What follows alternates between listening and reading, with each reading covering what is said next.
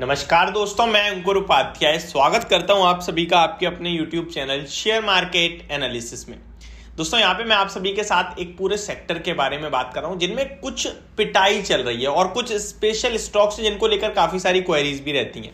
सबसे पहले मैं आपको सेक्टर का बताऊं तो फर्टिलाइजर स्टॉक्स हैं ये।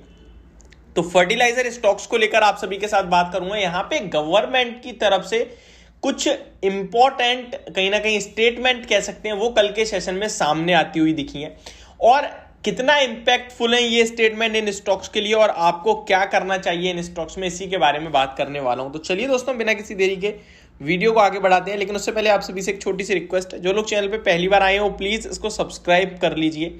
अब पहले मैं आपको बताता हूं फर्टिलाइजर स्टॉक। यहाँ पे चंबल फर्टिलाइजर को लेकर मेरे पास काफी कमेंट आ रहे हैं। तो अगर आपके पास चंबल फर्टिलाइजर का स्टॉक है और ये शेयर गिर रहा है, आपको लग रहा है यार क्यों गिर रहा है, क्या कंपनी में कोई इंटरनल इशू आ रहा है या कंपनी खराब है या शेयर खराब हो गया है, बेच दें, इस तरीके कोई भी थॉट आ रहा है, तो मैं आपको बताऊं आप फर्टिलाइजर स्टॉक देखिए। दीपक फर्टिलाइजर की बात करें तो कल के सेशन में अच्छी खासी गिरावट हुई है। 1062 का 52 वीक आई है, 767 के लेवल्स पे स्टॉक कल क्लोजिंग देता हुआ दिखा है और अभी चार्ट पैटर्न ऐसा सजेस्ट कर रहा है ये स्टॉक 680 तक नीचे गिरेगा। और मैं आपको फर्टिलाइजर स्टॉक के बारे में बताऊं तो नेशनल फर्टिलाइजर एक स्टॉक है एनएफएल करके, जिसे आप लोग जानते होंगे आई थिंक।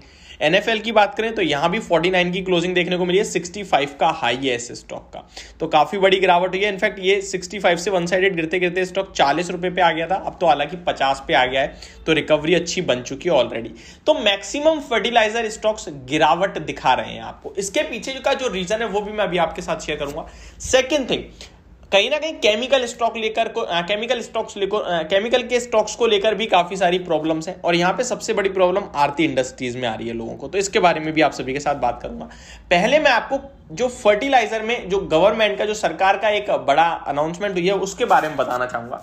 यहां पे गवर्नमेंट ने कहा है ये जो अक्टूबर से लेके दिसंबर का मंथ्स है जो सीजन है, इसे आई थिंक हिंदी में रूबी कहते हैं, मुझे कंफर्म नहीं है, बट हाँ इसी सीजन को लेकर कुछ स्पेशल कमेंट्री आई है कि हमारे पास पर्याप्त रूप से फर्टिलाइजर है, यानी कि इनके पास जो सप्लाई है, जो इनके पास भंडार है वो पूरी तरीके से भरपूर है, कोई दिक्कत वाली बात नहीं है।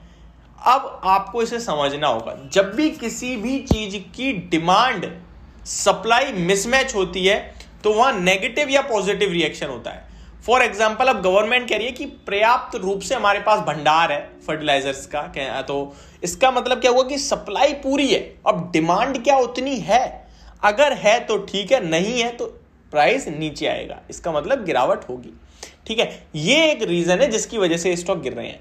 बाकी लॉन्ग टर्म के हिसाब से ये होल्ड एंड बाय स्टॉक है। अब आप कहीं ना कहीं यूपीएल का स्टॉक भी देख रहे हैं, वो भी करेक्शन मोड में ही चल रहा है। तो ये जो केमिकल एग्रोकेमिकल स्टॉक्स है ना, ये कहीं ना कहीं थोड़े गिर रहे हैं, चाहे फर्टिलाइजर हो, एग्रोकेमिकल हो या केमिकल हो। इसके पीछे का मेन रीजन यही निकल के आ रहा है, बाकी इंटरनल कोई इशू नहीं है, स्टॉक्स कोई खराब नहीं है। अब एक एक करके मैं आपको लेवल्स के साथ भी शेयर करना चाहूंगा।